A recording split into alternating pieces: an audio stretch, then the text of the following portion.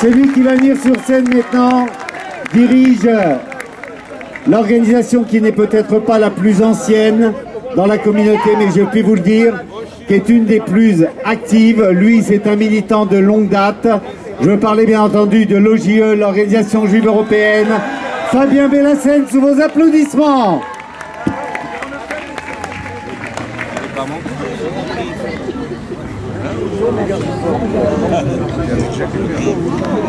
Ça fait plaisir, vraiment plaisir.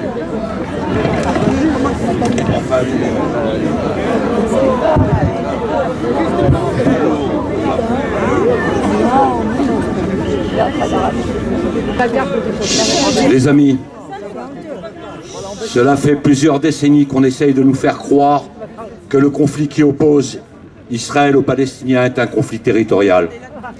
Il n'en est rien. Et aujourd'hui, la réalité nous saute aux yeux. C'est la présence juive sur cette terre qui est rejetée. Il s'agit d'une forme de djihad qui a commencé bien avant la renaissance d'Israël avec les pogroms anti-juifs perpétrés par les groupes armés arabes de la région. 1948, 3 ans après la Seconde Guerre mondiale, après la Shoah, les Nations Unies votaient la création d'un État juif. Aussitôt, je dis bien aussitôt, il n'y avait pas de problème de territoire.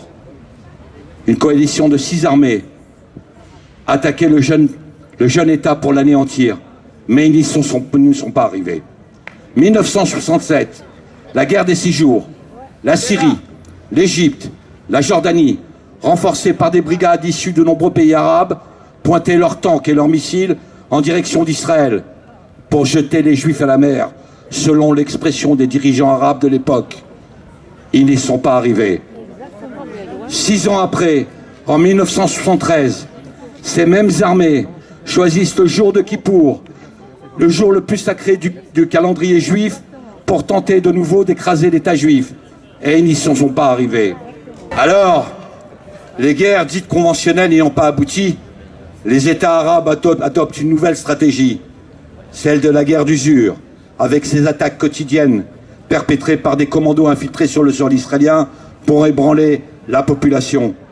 Puis arrive la période de l'Intifada, cette guerre menée de l'intérieur par une 5e colonne, composée aussi bien de Palestiniens des territoires que d'Arabes israéliens. Leur objectif ? Créer la terreur, en perpétrant des attentats avec un maximum de morts et de blessés pour démoraliser la population et affaiblir les gouvernements. Depuis plus de 2 ans, les attaques au couteau, à la voiture bélier, à l'arme automatique se sont multipliées, tuant aveuglément le maximum de civils. Combien d'hommes, combien de femmes, combien d'enfants innocents assassinés. Et ce terrorisme barbare a depuis largement inspiré leurs frères de Daesh, qui désormais assassinent en France et partout dans le monde avec exactement la même méthode.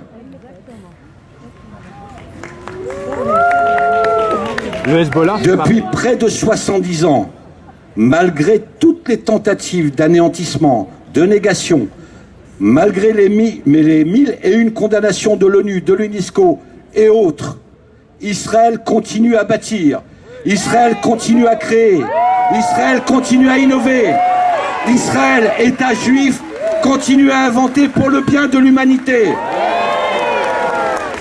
Et à l'évidence, ça leur est insupportable. Alors, après avoir presque tout tenté, les guerres de front, les guerres d'usure, le terrorisme, la guerre économique, par des campagnes de boycott, ils utilisent une nouvelle carte, l'arme du djihad diplomatique, le négationnisme. Par une véritable OPA de l'UNESCO, cette organisation fantoche, représentée par de nombreux pays arabo-musulmans, bien connus pour leur sens de la démocratie et des valeurs humanistes, ils réussissent à nous pondre une résolution infâme, négationniste et antisémite, qui nie toute présence juive à Jérusalem, s'accapare notre histoire et celle de la chrétienté. Ridicule. Ridicule. Ils ne peuvent pas diriger un pays quand ils sont bêtes comme ça. En décryptant cette résolution, nous n'avons pas d'ancêtres. Nous n'avons pas d'histoire. Non. Nous n'avons pas de lieu sacré. Nous n'avons jamais existé. Nous n'existons pas. Isaac non plus. Chers amis, nous sommes ici pour dénoncer cette falsification qui piétine le judaïsme, source aussi de la chrétienté.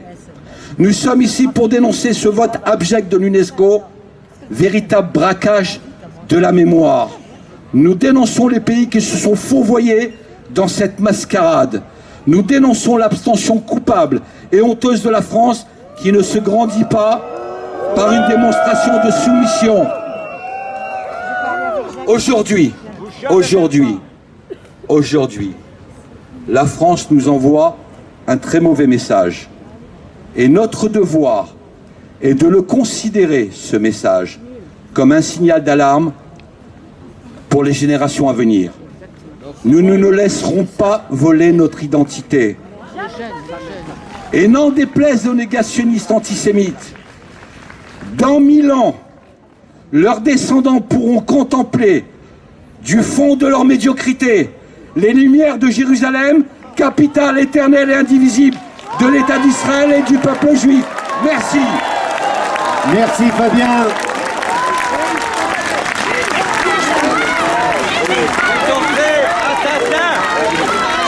Merci Fabien Bellassène, le JE, l'organisation juive européenne. Claude.